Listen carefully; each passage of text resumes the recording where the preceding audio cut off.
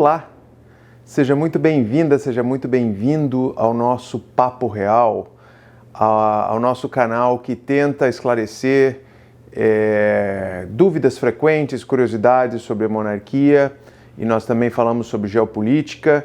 E falando sobre monarquia e geopolítica, eu queria lembrar a vocês que nós temos nosso curso que já vai fazer aniversário agora em setembro, e a grande maioria dos alunos está muito satisfeita com o curso. Nós temos falado de vários assuntos pertinentes à monarquia e geopolítica, e assuntos que vão fazer com que você, se ainda não conhece a monarquia e quer conhecer, vai ser uma oportunidade de ir mais a fundo, porque nós aqui no canal nós falamos muito superficialmente sobre esses assuntos. A partir do momento em que você entre mais a fundo nessas disciplinas, como heráldica, genealogia, protocolo, história, religião, filosofia, você vai entender melhor e vai poder fazer a sua cabeça e decidir se realmente você acha que a monarquia é o melhor regime político ou não. Como eu sempre digo, na pior das hipóteses, você vai sair do curso com um cabedal de conhecimento, com uma cultura muito mais rica do que quando você entrou. E se você já é monarquista, se você já é admirador e apoiador do regime monárquico, você vai ter mais argumentos para sustentar a sua convicção e para, eu não digo convencer os outros, mas poder argumentar com mais base a respeito desses assuntos e como você vai poder ser um embaixador do movimento monárquico para que nós possamos ter a tão sonhada restauração e o Brasil voltar a ser o que sempre foi no tempo que era monarquia, ou seja, um país respeitado no mundo inteiro, com prestígio internacional e, enfim, os números, para quem não acredita no que eu estou falando, façam os números, veja quanto era o salário mínimo na época do Império, veja qual era o status do Brasil mediante a Europa e outros países na época do Império. Realmente é uma coisa impressionante. E você vai entender os números não apenas do Império, mas também de por que é que a monarquia é um regime tão bem sucedido e por que a maioria dos países que tem a monarquia está satisfeita e não quer mudar. Mais uma vez eu sempre digo, nós estamos falando de monarquia constitucional, ou seja, você vai votar para os representantes do parlamento e você vai votar, e esse representante do parlamento que se tornará o chefe de governo, ou seja, o primeiro-ministro, será um político escolhido pelo povo. E o imperador, no caso do Brasil, será o chefe de Estado. Então, a separação entre chefe de governo e chefe de Estado é uma das coisas mais importantes e é a grande razão uma das grandes razões pelas quais nós temos essa grande salada, né, no Brasil e países presidencialistas com regimes terríveis, falidos, né, que apenas alimentam a corrupção. Como eu sempre digo, a corrupção é o oxigênio da República, né? Porque o sistema ele incita e incentiva a corrupção. Por quê? Porque se você vai se candidatar a qualquer cargo, você precisa ter primeiro dinheiro, ou você precisa ser conhecido, ou você precisa ter apoio político, ou a combinação dos três. E para que você tenha isso, você tem que prometer alguma coisa para alguém. E isso já é corrupção, né? Então, porque a partir do momento que você seja eleito, você vai ter que pagar esses favores de volta para quem te apoiou, te sustentou, patrocinou, etc. Muito bem. Então, hoje nós vamos responder algumas perguntas que nos foram encaminhadas pela coordenação do nosso programa aí no Brasil. Eu estou aqui em Beverly Hills, na Califórnia, nos Estados Unidos, e a nossa produção, o nosso coordenador, o Leonardo Scherer, está aí no Brasil. Então, ele mandou perguntas que são encaminhadas por vocês, as pessoas que assistem o canal, as pessoas que assinam o canal, pelos nossos alunos, enfim, por pessoas que têm curiosidade em saber sobre monarquia e, pelo jeito aqui, sobre a minha pessoa, né? Para quem não sabe, eu sou chefe de uma dinastia árabe cristã, dos Gassanides. A nossa casa imperial e real é reconhecida pelo governo do Líbano por decreto presidencial assinado pelo chefe de Estado e chefe de governo do Líbano desde 2019, perdão. A Casa Real também é acreditada pela ONU, com status consultivo especial. E aqui estão me perguntando quem é o meu sucessor dinástico, porque eu não tenho filhos, né, ainda. Então, a resposta é: meu sucessor dinástico é Sua Alteza Imperial e Real, o príncipe Sheikh Salim Eushmor, meu primo. O príncipe Salim é o filho mais velho do príncipe Sheikh Antônio Eushmor, que é considerado o último chefe da Casa Imperial e Real de Ghassan antes de mim. Então ele faleceu em 71, infelizmente precocemente, de um problema renal, e os filhos dele eram muito novos, ninguém acabou tomando as rédeas da casa, até que eu, em 2008, com o apoio da família, com o apoio da família do chefe anterior, assumi e estou no comando da dinastia desde então. Então ele, apesar de ser mais velho que eu, é o meu sucessor direto. Se qualquer coisa acontecer comigo e eu não tenha filhos ou não apontar uma outra pessoa, um outro herdeiro, ele irá me suceder ou ele irá decidir com os outros membros da família quem irá me suceder. A segunda pergunta: o senhor tem parentesco com o imperador Haile Selassie da Etiópia? Bom, aqui nós temos que explicar uma coisa. Dentro da genealogia, nós temos, vamos dizer assim, dois pilares. Nós temos um pilar que é um pilar baseado em tradição oral, em lendas. Por exemplo, eu descendo pelo lado da minha mãe, da família Valvi ou Walwen, que seria uma família britânica, e Walwen quer dizer Gawain. Gawain seria o sobrinho do rei Arthur da Távola Redonda. Então nós sabemos que esse é um personagem mítico, um personagem lendário. Porém, esse sobrenome diz que nós descendemos desse personagem mítico. Não há provas cabais, mas, por exemplo, se você acessar o livro de genealogia, é um livro extremamente conceituado, famoso, de um dos maiores genealogistas do mundo, né? Você vê lá na família Walwen ele afirma que a família descende de Gawain.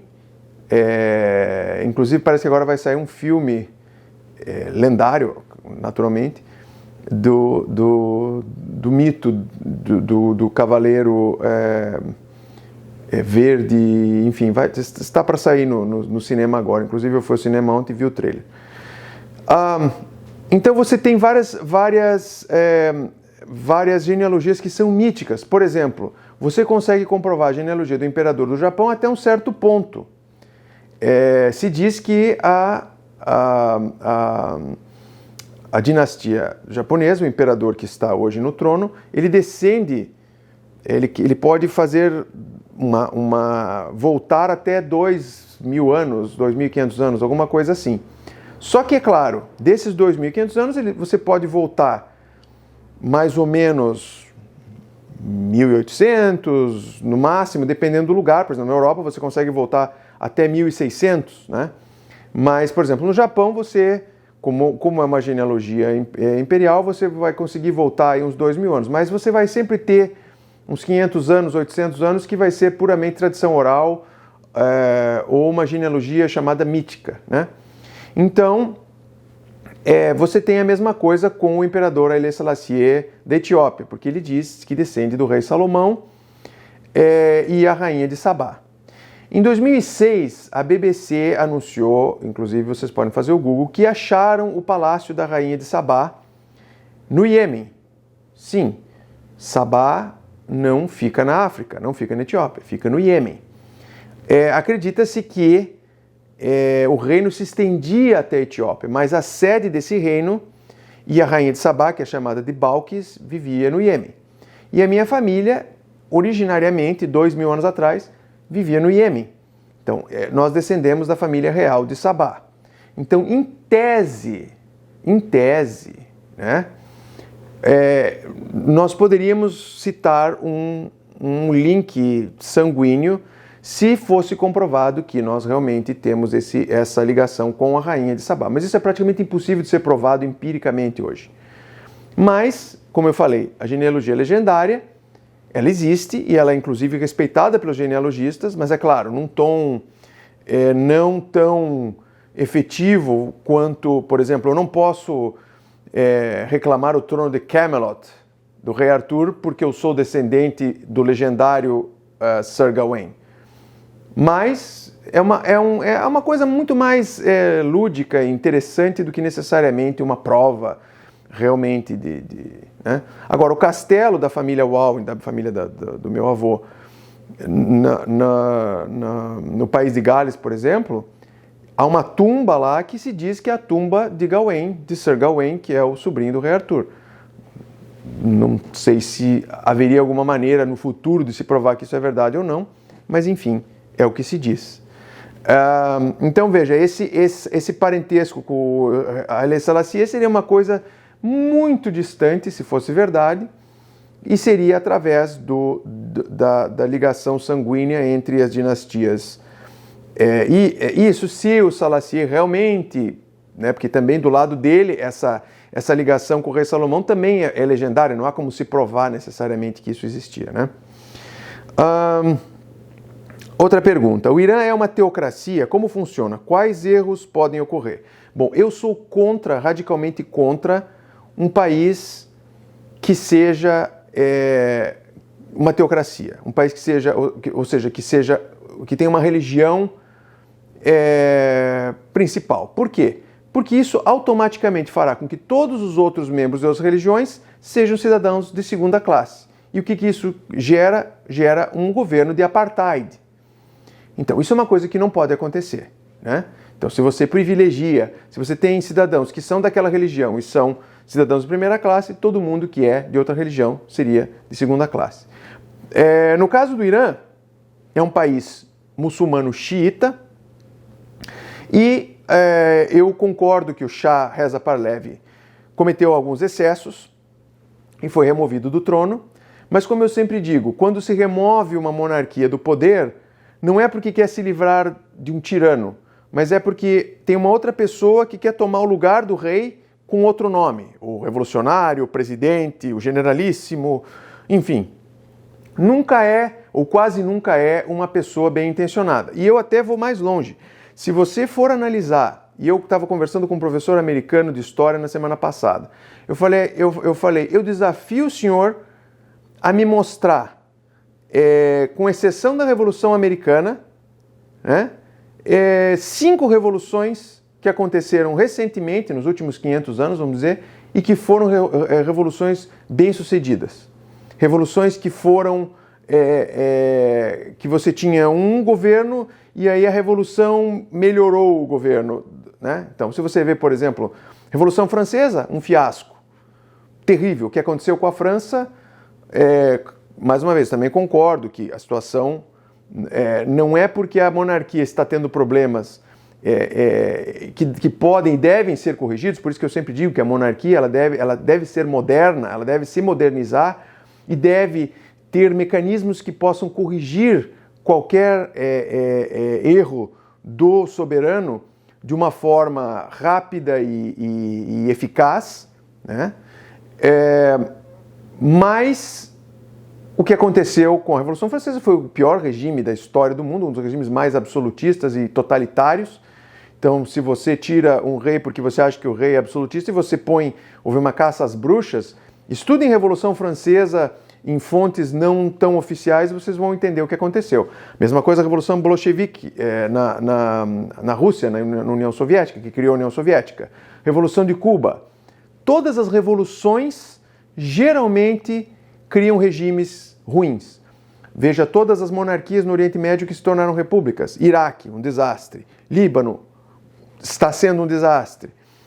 Síria, um desastre. Egito, um desastre. Líbia, um desastre. E você veja que as monarquias, elas são bem-sucedidas. Aí você vai me dizer, não, mas as monarquias são ricas porque têm petróleo. Não, a Jordânia não tem petróleo e o Marrocos não tem petróleo. e são monarquias estáveis, as pessoas são felizes, há equilíbrio religioso, enfim. Então, o que sempre acontece é isso. E nós sabemos que, nós até estávamos falando com esse professor de história, e na época era um absurdo que os americanos diziam que no Irã você tinha 100 e poucos prisioneiros políticos na época do Shah, e vamos tirar o Shah, é um absurdo, ditadura, nananã. O que aconteceu agora? Quantos mil presos políticos nós temos com o regime dos ayatollahs? Não sei quantos mil, mas é na casa dos 1.000. 10 mil, 15 mil, não sei quantos mil. Então, lá você não pode fazer absolutamente nada, né? Então, eu sou radicalmente contra governos religiosos. Eu acho que o Estado, ele deve, o soberano, ele pode e deve se inspirar pela sua fé, deve tomar as suas atitudes e ter a sua educação inspirada pela sua fé, mas o Estado, ele não pode ter preferências. O soberano não pode ter preferências porque ele é o soberano de todas as pessoas. Ele é o soberano, por exemplo, no caso do Brasil, ele é soberano dos católicos, dos protestantes, dos espíritas, dos religiosos de matriz africana, dos budistas, dos hinduístas, dos zoroastristas, quem quer que seja no Brasil, o soberano é soberano dessas pessoas. Então, se ele for só o soberano dos católicos, ou só o soberano dos protestantes, ou só o soberano os outros vão se sentir extremamente não representados. Então, o Irã realmente é um desastre, né? O senhor chefe de uma dinastia árabe, como fala português tão bem? Bom, eu nasci em Curitiba com muito orgulho, né? Por quê? Porque durante a Primeira Guerra, a nossa família, como muitas famílias libanesas, hoje há mais libaneses no Brasil do que no próprio Líbano, saíram de lá por causa do Império Otomano, que estava matando. O Império Otomano matou metade da população do que hoje é o Líbano. Naquela época não existia Líbano enquanto país, mas do Monte Líbano, né? O Império Otomano matou 200 mil pessoas, e especialmente os cristãos. Então, a grande maioria dos cristãos migraram para países católicos ou cristãos. Então você tem uma grande concentração de libaneses no Brasil, no México, aqui nos Estados Unidos também. Então essa é a razão, né? Então eu fui criado no Brasil com muito orgulho, sou cidadão brasileiro. Então essa que inclusive o meu árabe é muito ruim, e eu sempre digo, porque a maioria das pessoas do meu povo fala português hoje, porque a maioria dos gassanides, dos herdeiros, está no Brasil e no México, e nos países de língua... eles falam português, espanhol e inglês, uma dessas 3 línguas. A minoria fala árabe.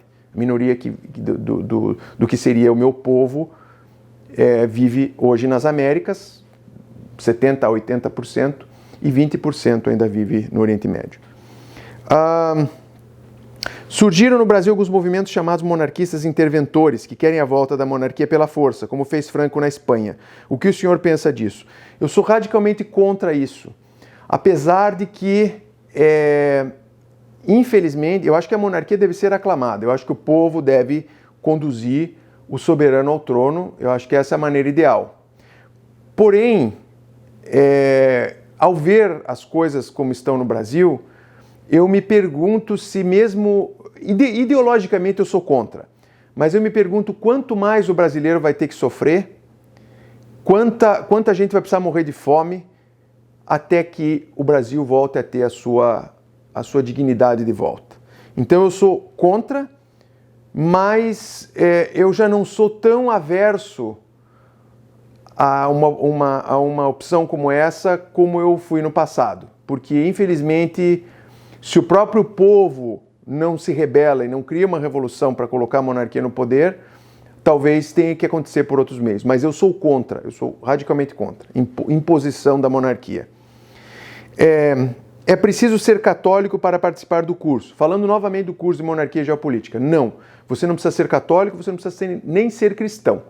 Porque a nossa posição, eu mesmo sendo católico, eu também estudei budismo muitos anos, muito profundamente, e com inclusive mestres e professores do Dalai Lama, enfim, eu estudei muito profundamente durante 30 anos, 20 e tantos anos, Apesar que eu não considero o budismo uma religião, eu considero o budismo uma filosofia e uma técnica de treinamento mental, mais do que uma religião. Mas eu não tenho, dentro do curso nós não temos nenhum tipo de orientação católica necessariamente. Você vai entrar no curso e você vai aprender de uma forma neutra, porque na minha opinião é o que eu chamo de perspectiva soberana. Ou seja, você deve pensar de uma maneira holística, você deve pensar de uma maneira onde todos são protegidos, cuidados, observados e amados de uma mesma forma. Então não precisa ser católico, não precisa nem ser cristão. É preciso ser católico para se tornar membro da Ordem do Arcanjo Miguel? Também não. Nós temos protestantes, tanto é que nós temos o capelão ortodoxo, nós temos capelão católico, ortodoxo e protestante, né? E nós temos muçulmanos, nós temos judeus, nós temos pessoas de todas as religiões dentro da ordem. Então a ordem ela é de uma orientação cristã, ela é uma ordem que foi reconhecida como uma associação de cavalaria dentro da Igreja Católica, mas não como ordem, né? Porque a Igreja Católica apenas reconhece as ordens da Igreja Católica. Então a Igreja Católica não reconhece nem a Ordem do Tosão de Ouro, do Reino da Espanha e da Áustria, da Casa Habsburgo. Ela não reconhece nenhuma das ordens dos reinos católicos europeus, ela apenas reconhece as ordens que são dadas pelo próprio Vaticano, incluindo a ordem do Santo Sepulcro de Jerusalém, que eu faço parte, e a Ordem de Malta. Então, apenas essas ordens são reconhecidas pelo Vaticano. Todas as outras, elas são reconhecidas dentro de um contexto de associação de cavalaria, associação de fiéis, enfim, como está no cânon da lei, como está na lei canônica da Santa Sé. É preciso ter mais de 18 anos para participar do curso? Não. Você pode, a partir lá dos 15 anos, você já tem um entendimento básico de história, você pode participar, 15, 16 anos. Como posso ajudar o canal? Bom, você pode ajudar o canal promovendo nas suas mídias sociais, falando com seus amigos, compartilhando os nossos vídeos, e assim você vai poder nos ajudar assistindo nossos vídeos, dando like, né, e assinando o canal. Isso também é muito importante. E se você puder participar do curso, é uma grande ajuda para o canal também, que você participe do curso e divulgue o curso. Então essas são as maneiras que você pode nos ajudar. Então, muito obrigado mais uma vez. Eu espero que você esteja se cuidando aí, porque nós estamos, graças a Deus, passando aí para o final dessa terrível pandemia mundial. Oxalá, né? E eu espero que você se cuide, eu espero que você se vacine continue nos apoiando, continue nos assistindo e me seguindo nas mídias sociais. Aqui estão as minhas mídias sociais, você pode me seguir no Facebook, você pode me seguir no Instagram, você pode me seguir no Twitter. Então, estão todas aqui os endereços das mídias sociais. E se você tiver alguma pergunta a respeito de monarquia e geopolítica, você pode mandar para o Leonardo neste e-mail que está aparecendo agora aqui, do nosso canal Papo Real. Então nos ajude, promova os nossos vídeos, dê o like, faça os comentários, mande as suas dúvidas, mande as suas perguntas, que nós vamos aqui, na medida do possível, tentar responder. Um grande abraço para você e até o nosso próximo Papo Real.